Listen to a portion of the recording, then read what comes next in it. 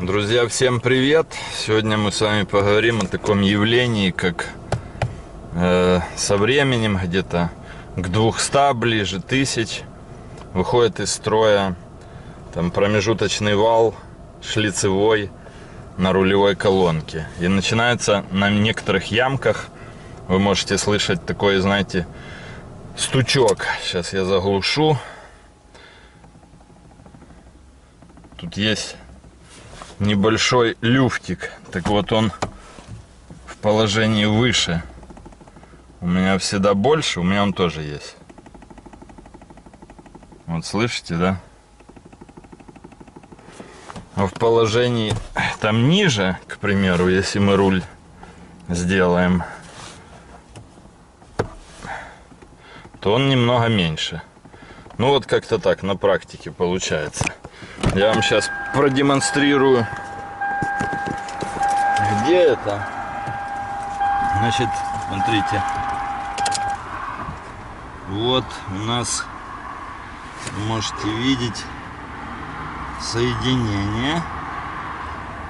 Вот рулевое входит у нас, и там шлицевое такое соединение. На шлицах оно. И я сейчас вам покажу. Вот, то есть у нас получается регулировка тоже здесь, соответственно.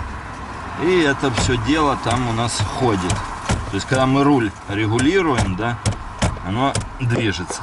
Значит, некоторые производят ремонт этого дела довольно-таки кулибинским таким методом.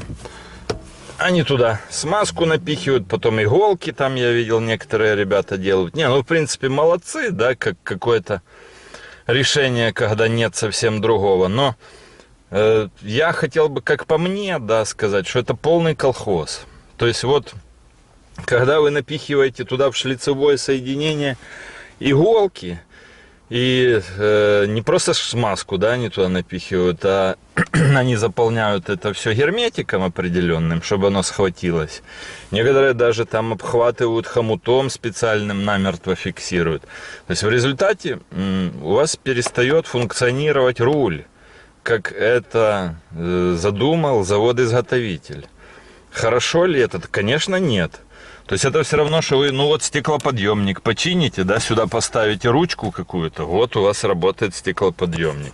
То есть это колхоз-тюнинг, ну, это, извините, ребят, но это мое мнение, это полный колхоз-тюнинг.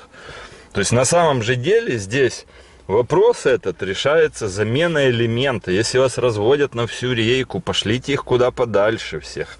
То есть это шлицевое соединение, по сути дела. И если уже вас это достает там, вот оно бывает в большей степени, бывает в меньшей, у кого как же, опять-таки говорю, то вы просто можете поменять это шлицевое соединение. Ну, некоторые их восстанавливают, да, насколько там надолго хватает, я тоже не могу вам сказать. Ну, я это дело там решил тем, что у меня в определенном положении просто вот оно меньше. Я не знаю почему, то есть вот в более низком положении этот звук практически у меня на ямах не слышен. Значит, друзья, вот еще я сейчас его опустил немного, руль. Я вам продемонстрирую, еще кое-что хочу показать. Вот как раз вот на таких небольших ямках, вот здесь у нас они будут, вот это вот небольшое биение проявляется. Так вот, я даже сейчас уберу обдув. Так вот, если вы даже попробуете приопустить руль, вы заметите, ну, смотря у кого как изношено, конечно, что вот у меня, к примеру, ну, я его почти не слышу. То есть я подопустил руль, и у меня в положении выше, да, оно намного больше слышно здесь.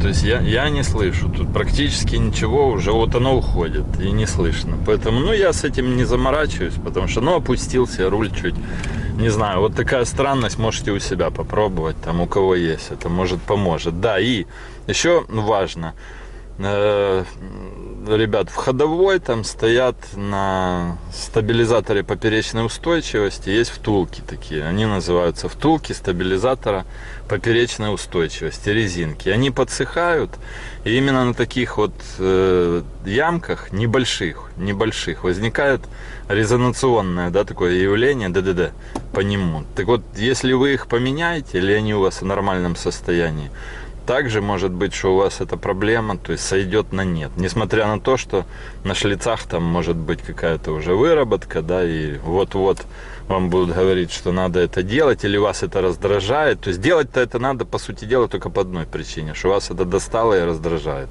Ни на что другое там оно не влияет. Поэтому смотрите еще.